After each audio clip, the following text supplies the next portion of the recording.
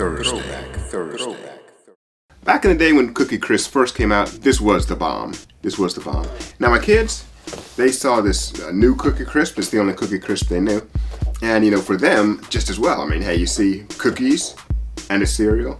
My daughter, older daughter, who eats with her eyes, just looked at the cereal and she's like, I like it. That's my favorite cereal. What I noticed was this box of cereal, which was all the kids' favorite, it started out with a bang, and then this box just kind of sat there. But if a cereal's really good, it's going to be gone. And this cereal wasn't gone. Well, I decided to have some for myself. And when I had it, my impression of this cereal was like, this stuff tastes like colored styrofoam. So I didn't really think too much about it. I just was like, once again, thinking, hey, it was a long time since I had Cookie Crisp. So maybe the stuff really did taste like that, and I just was overexcited. But kind of got to looking into a few things and saw that, yeah, there was some differences. A big difference is, back in the day, you know, when you got cereal, they were all about the prizes on the inside, or the prizes that you could get by sending in some UPC symbols, etc., whatever. You could get Barbie or Hot Wheels. I mean, check that out. I mean, we have box tops for education here on the top. 14 catalog points from Betty Crocker. This thing was just loaded with goodies. Well, this one here is a totally different story. The first thing they emphasize here is that it has a whole grain first ingredient. You know that the first ingredient of any good cookie should not be a whole grain. The first ingredient of a cookie should be sugar, and that's the way it was back in the day. So right there, you know you're messing with the cookie taste already. Just take a look at that cookie. These things look like styrofoam. You can see they're cracking apart, looking weird. And so they've ruined yet another cereal. All in the name of nutrition. The old was better. And it's all about sugar. Sugar was number one here, and it tasted a whole lot better. Sugar, there's just, you can't, I mean, they put so much other junk in there. Why not at least get something pure? Sugar is good for you.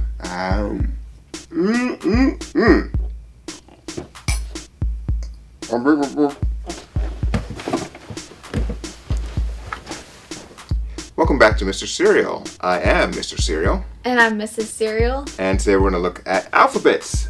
They are bits of the alphabet. And you can do cool things with your cereal if you chose to take the time to do so.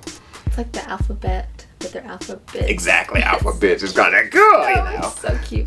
This is another one of those cereals that's out there that, again, does have the ingredient list divided up into adults and kids on the side. So it's kind of cool. 4 and under, 4 to... I wonder if they do 4 to 12 or 4 to adults. They do 4 to about 17. By the time you're 17, you should know your alphabet. You can stop having this cereal. You know. I do have this other box here. This is an older alphabets box. Now there's a few cool things about this. Number one on the older box, and I'm not going to stay on this too long. They do stay with all capital letters for alphabets. And you know what? You only find capital letters inside of this thing. So to me, that's more accurate. Right. Here they try to look cool and use like lowercase letters. You don't find lowercase alphabets in here.